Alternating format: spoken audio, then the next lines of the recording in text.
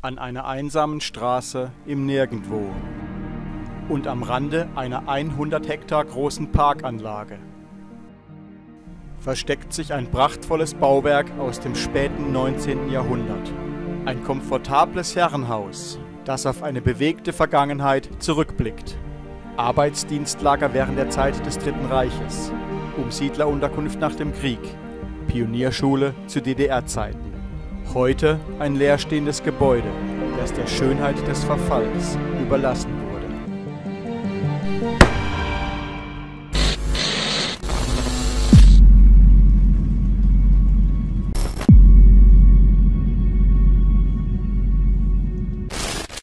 Bevor wir das Gebäude betreten, kurz etwas zu seiner Geschichte. Auf dem Gelände einer ehemaligen Porzellanfabrik befand sich bis zum Ende des 19. Jahrhunderts ein Rittergut aus dem späten Mittelalter, welches allerdings der Erweiterung der Fabrik weichen musste und abgerissen wurde. Allerdings ließ der damalige Besitzer an anderer Stelle des weitläufigen Geländes moderne Wirtschaftsgebäude und ein komfortables Herrenhaus errichten, auf welches der Name Rittergut einfach übertragen wurde, obwohl es sich eigentlich gar nicht um ein solches handelte.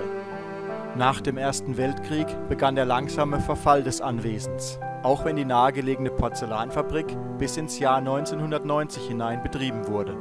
In den ehemals modernen Wirtschaftsgebäuden nebenan sind einige Wohnungen und Stallungen untergebracht. Das Rittergut selbst steht heute leer und verfällt. Und jetzt nehmen wir die Treppenstufen nach oben, in eine andere Zeit. Nach dem Durchschreiten der Verwaltung stehen wir gleich vor einem der schönsten Räume des Ritterguts. Bilder sagen mehr als 1000 Worte.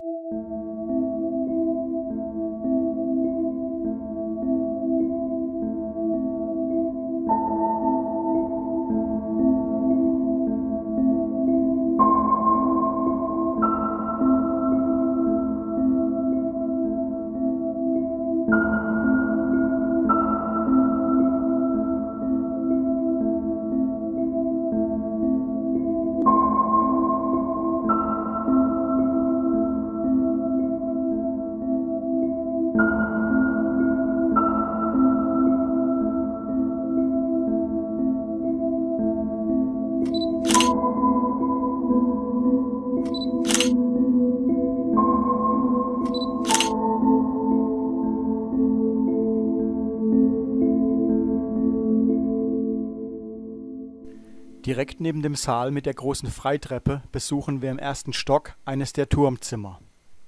Abblätternde Farbe um uns herum, sowohl an den Wänden als auch an den Decken. Aber dennoch erkennt man die ursprüngliche Schönheit dieses Raumes. Besonders auffällig die mehrflammige Deckenleuchte. Unser Blick geht von der Decke auf den Fußboden zu den farbigen Fliesen, die mit ein wenig Putzen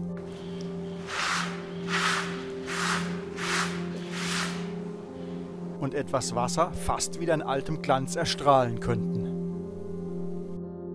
Um das Rittergut zu retten, bräuchte es allerdings ein wenig mehr als Taschentücher und Wasser.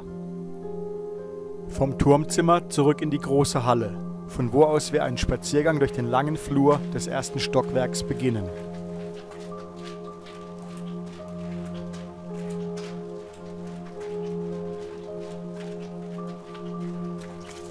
Nicht nur dieser Raum ist quasi vollkommen leer.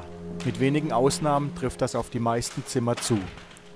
Und wenn sich noch Einrichtungsgegenstände darin befinden, dann sieht das meistens ungefähr so aus. Nicht wirklich spektakulär.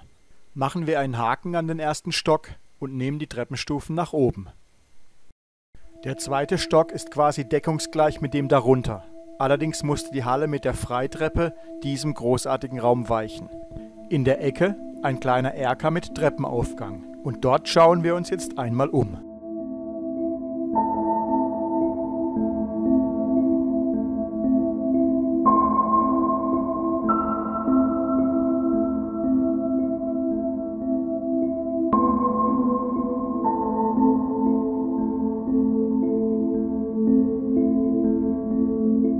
Ebenfalls im Erkerzimmer einer der originalen Heizöfen. Der Zustand ist erstaunlich gut für sein Alter.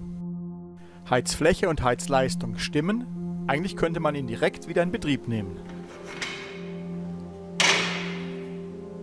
Ein weiterer auffälliger Raum ist dieser hier mit seiner exponierten Sitzfläche und Blick auf die weitläufige Parkanlage.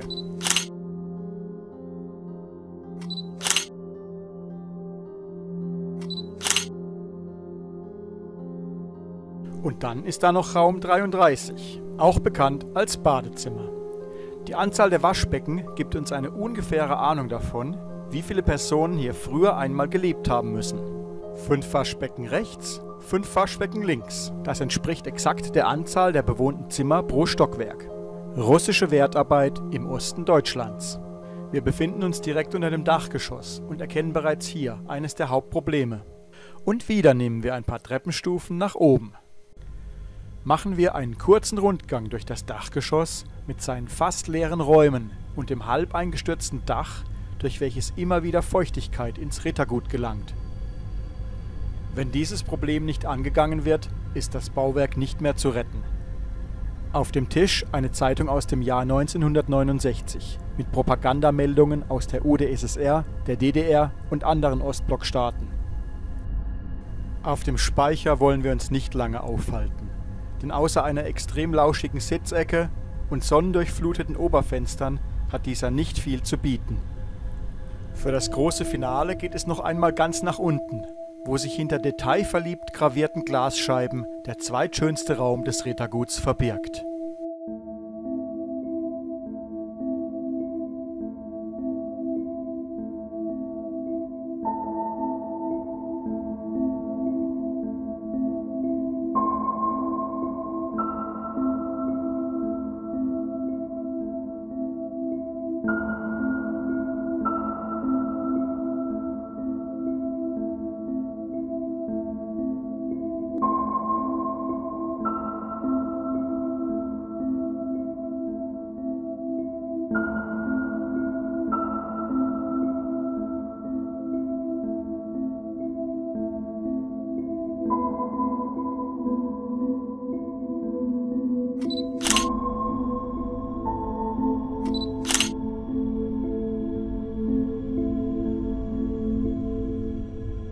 Nach so viel Schönheit noch ein paar Worte zum Verfall und wie es im Rittergut an vielen Stellen bereits aussieht.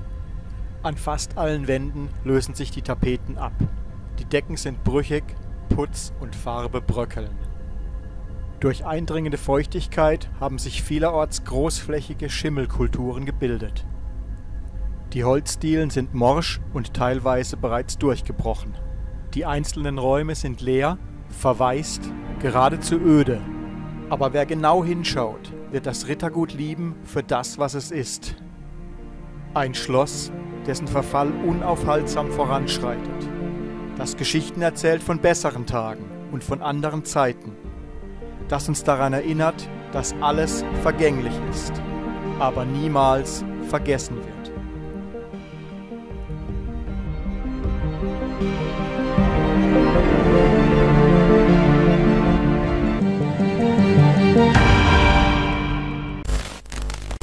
Vergesst bitte nicht, meinen Kanal zu unterstützen, indem ihr ganz einfach auf Abonnieren klickt. Vielen Dank! Mehr von den Lost Place Tapes findet ihr auf Facebook und natürlich auch auf Instagram.